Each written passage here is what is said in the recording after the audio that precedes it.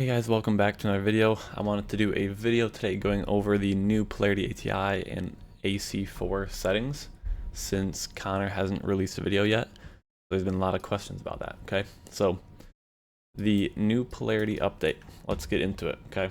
So going into the indicators, it loads.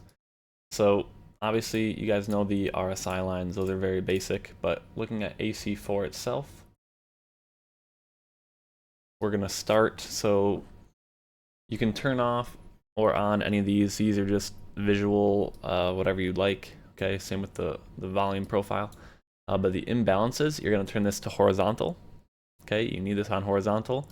High side minimum 50, low side 0, low side maximum 500.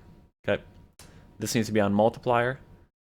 And then for the imbalances single, you want this at 2.3.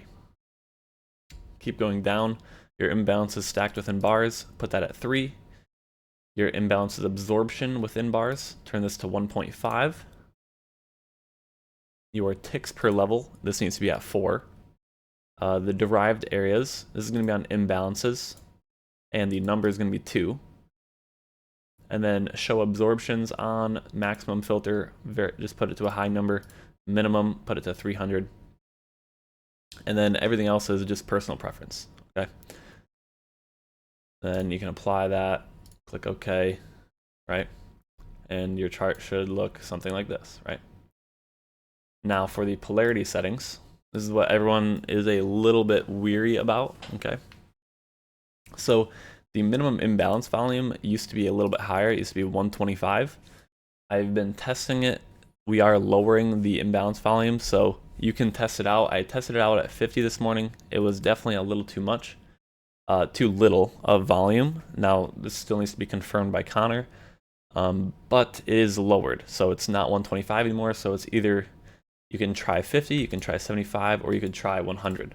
I think a good medium for now is going to be 75, so that's what I'll be using.